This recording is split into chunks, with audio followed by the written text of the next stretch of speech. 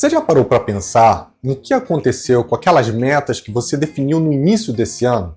Talvez elas ainda estejam contidas aí em um quadro de visão, ou salvo em um aplicativo de notas, ou escrita num caderno esquecido aí na sua gaveta, né? Ou talvez você tenha abandonado a ideia de alcançar suas metas porque a rotina ela entrou ali num turbilhão e mudou totalmente suas prioridades. Mas o que realmente impede a gente de alcançar e de concretizar as nossas metas? Por que a gente entra nesse ciclo de promessas feitas em janeiro e arrependimentos feitos em dezembro, né? Meu nome é Bruno Ribeiro, eu sou coach, especialista no desenvolvimento da autodisciplina e eu tô aqui para te ajudar a construir os melhores hábitos para construir e transformar a sua vida com mais foco, com mais produtividade, com mais clareza, que às vezes é o que fica faltando ali para você alcançar os seus objetivos. E se você for novo por aqui, não deixe de comentar e de assinar o nosso canal para receber toda semana um conteúdo exclusivo que vai te tirar da zona de conforto e gerar aquela energia que você precisa para parar de procrastinar efetivamente e agir de verdade. Se você preferir, também pode acompanhar a gente pelas outras redes sociais que eu vou deixar aqui na descrição desse episódio.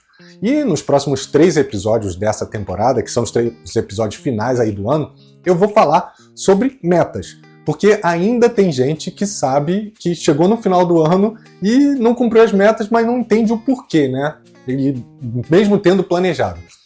E você sabe que muitas pessoas acabam não conquistando suas metas, mas elas acham isso normal. Muitas vezes o problema não está nem na capacidade da pessoa, mas na forma como essa meta é definida e como a gente lida com as metas, né? A psicologia ela explica que boa parte desse comportamento está ligado a um efeito chamado efeito de Diderot, que depois eu vou falar um pouquinho mais a fundo, mas que basicamente é que atingir um objetivo a gente é tentado a estabelecer outros maiores sem nenhum planejamento adequado e que gera ali certa frustração. Além disso, o nosso cérebro ele tem uma tendência natural de buscar o conforto e evitar tarefas que façam ali um esforço contínuo, né? Um reflexo do nosso sistema dopaminérgico, que é o sistema de recompensas. Um outro fator é o ciclo de procrastinação, muito falado ali na neurociência, né? Quando a gente procrastina, o nosso cérebro ele prefere também aquela recompensa imediata. Por exemplo, assistir um episódio de uma série, em detrimento ali de um benefício futuro que a gente vai concluir de um determinado projeto, de um estudo, de uma pós-graduação, que é conhecido nesse estudo, né, como efeito hiperbólico. Ou seja, o fracasso em alcançar metas é uma combinação de fatores psicológicos, neurológicos e comportamentais. E apesar da gente ter bons interesses, muitas vezes a gente subestima o desafio interno que é atingir uma meta, né, e enfrentar esse processo. Então, nesse episódio, a gente vai explorar com mais profundidade quais elementos dificultam esse processo, né, esse caminho. O primeiro deles é a ilusão do planejamento. A falácia do planejamento é uma observação treinada ali pelos psicólogos Daniel Kahneman e Amos Tversky, e ela explica por que a gente subestima o tempo e os recursos que são necessários para atingir os nossos objetivos, né? Quando a gente está ali definindo a meta, a gente tende a imaginar um cenário idealizado, um cenário sem obstáculos, sem imprevistos, como se tudo fosse dar certo, né? E essa visão otimista, ela leva a uma desconexão entre o plano e a execução, contribuindo sim ali para uma frustração e uma resistência quando acontece.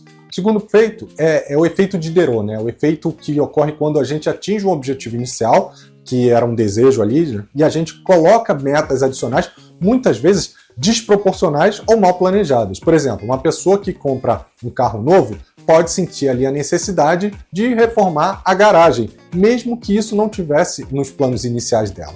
E esse comportamento, ele acaba criando ali um ciclo de demandas crescentes que vão consumindo energia, que vão consumindo recursos e que vão desviando o foco do que realmente importava para a pessoa e até tirando a luz da meta que ela acabou de conquistar, que nesse caso do exemplo que eu trouxe é ter um carro novo, né? Outro ponto é o sistema de recompensa dopaminérgico, né? A gente já falou muito sobre isso. O cérebro humano ele está programado para buscar conforto e buscar recompensas rápidas, que é um reflexo do nosso sistema dopaminérgico. E esse sistema, que regula ali a liberação de dopamina, ele é ativado sempre que a gente antecipa algo prazeroso, como, por exemplo, comer um doce ou assistir a um episódio da série favorita.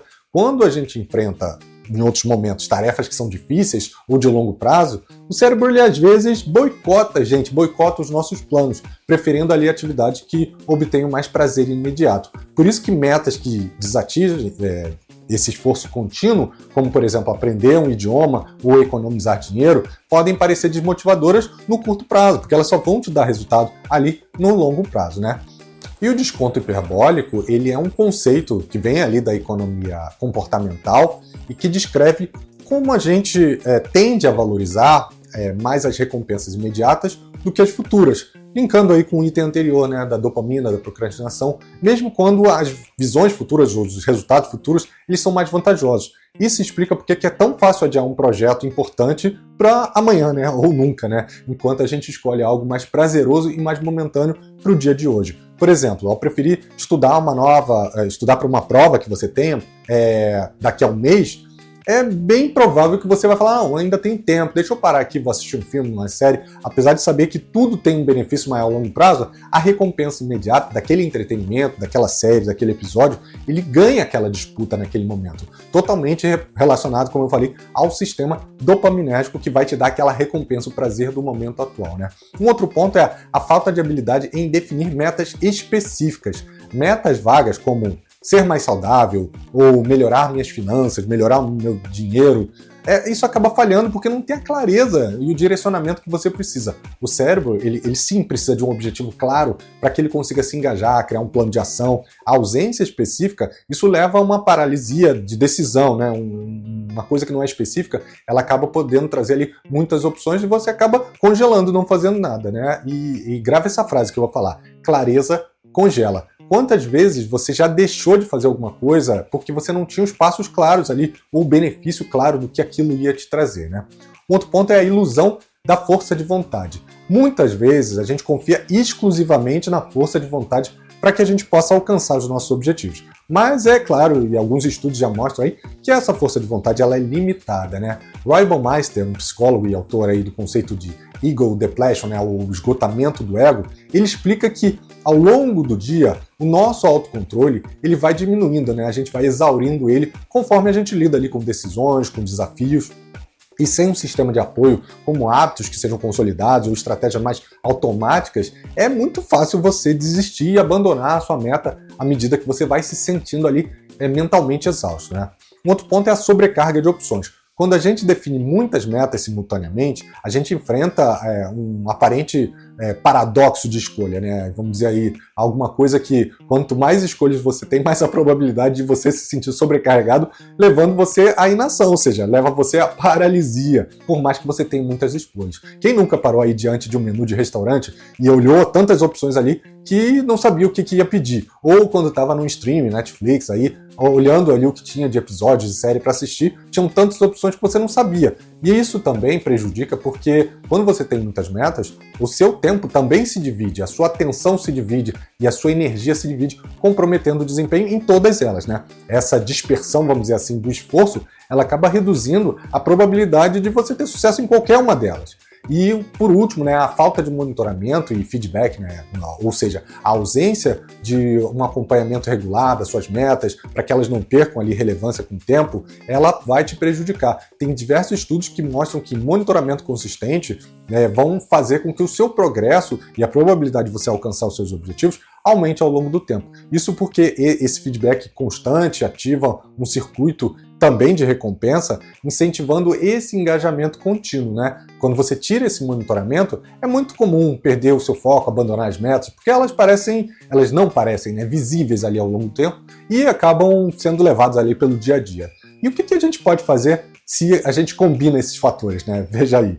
Por exemplo, você define uma meta vaga, como economizar dinheiro, você subestima os desafios e acredita que vai conseguir cumprir todas as suas metas só com aquela força de vontade, né? Sem nenhum plano claro, sem nenhum monitoramento, e aí ao longo do tempo você se sente sobrecarregado, começa a procrastinar, se distrai com recompensas imediatas, como compras ou com entretenimento, Netflix, uma série, um filme, adiando aí os seus compromissos, e no final do ano, o que você percebe? Que você não alcançou, reforçando as crenças limitantes da sua incapacidade. E será que isso já aconteceu com você? Não, né? Nunca isso aconteceria, né? Quais são os impactos negativos, além, obviamente, de não cumprir a meta, que isso traz para o seu dia a dia, né? Quando você tem um acúmulo de metas não concluídas, isso afeta mais do que só o seu planejamento, isso afeta a sua autoestima, isso vai impactar a sua saúde mental, criando ali um ciclo de ansiedade, de sensação de inadequação, né? Existe um custo psicológico do fracasso. Cada vez que uma meta é abandonada ou ela não é alcançada, o nosso cérebro ele registra esse evento como uma espécie de débito emocional, né? Essa dívida, ela se acumula e ela pode impactar a forma como a gente enxerga as nossas próprias habilidades e o nosso próprio potencial, né? Alguns estudos publicados na parte de psicologia, né, do Journal Clinical Psychology, eles indicam que esse fracasso, frequentemente, em cumprir as metas, ele aumenta o nível de ansiedade, ele aumenta o seu viés negativo, né, a sua autoavaliação negativa, criando um ciclo de estagnação e de desmotivação emocional. E essa sensação de que você não é adequado, ela surge com esse acúmulo e com o tempo e vai ativando ali a área do seu cérebro, que é a nossa amígdala cerebelar, que é responsável pela resposta ao estresse, né? A parte emocional. E isso coloca naquele estado constante de alerta, elevando o nível de cortisol, que é o nosso hormônio de estresse, e com o tempo, essa sobrecarga ela pode te levar a um esgotamento não só mental, mas também físico, aumentando o risco de transtornos psicológicos, como uma depressão leve ou até o burnout. E isso também tem outros impactos, como o impacto na autoimagem e no seu comportamento. Quando a gente falha consistentemente em atingir algum objetivo nosso, muitas vezes a gente acaba internalizando essas falhas como parte da nossa vida, né? As frases, eu não tenho disciplina, eu não sou bom o suficiente, né? Você acaba se rotulando, deixando de ser só um pensamento momentâneo e passando a moldar a forma como você enxerga a sua própria capacidade. Literalmente, com o passar do tempo, você passa a se rotular com base nos seus resultados, no resultado das suas metas, né? E com o tempo essas limitações elas acabam se tornando uma profecia autorrealizável, né? Quanto mais você acredita que você é incapaz, mais você evita tentar novamente, reforçando esse seu ciclo de estagnação. E esse padrão ele é explicado pelo conceito da autoeficácia, né? Do Albert Bandura, que eu já falei aí em alguns episódios anteriores. E segundo ele, a crença de que a gente não tem a capacidade de realizar algo faz com que a gente evite se engajar em ações que estão relacionadas a isso. Mas agora que você já sabe quais são os fatores que levam ao não cumprimento de uma meta e que também podem, de forma recorrente, causar aí impactos negativos na sua vida, espere o próximo episódio, porque aí a gente vai falar sobre como sair desse ciclo de metas não concluídas. E vão ser 3 episódios, e eu não sei em que momento você está ouvindo esse episódio. É bem provável que nesse momento eu também esteja fazendo um treinamento aí voltado para clareza e para autoconhecimento, que eu acho que é o passo número 1, não apenas de meta, mas para você melhorar a sua vida. E os próximos 3 episódios desse ano, né, os próximos 2, né, depois desse, eles vão ser falando também sobre clareza, mais voltada para atingir um objetivo. Então, eles se complementam, né? Nesse treinamento eu vou trazer um pouco da clareza sobre o que você quer, por que você quer, quais são os seus objetivos, por que você está buscando esses objetivos, se eles são relevantes ou não. E em seguida, você vai estar preparado, ouvindo aí esses 3 episódios, para descrever de forma clara e objetiva como atingir esses objetivos para 2025 e aí ter sim um ano maravilhoso na sua vida. Eu espero que você tenha gostado.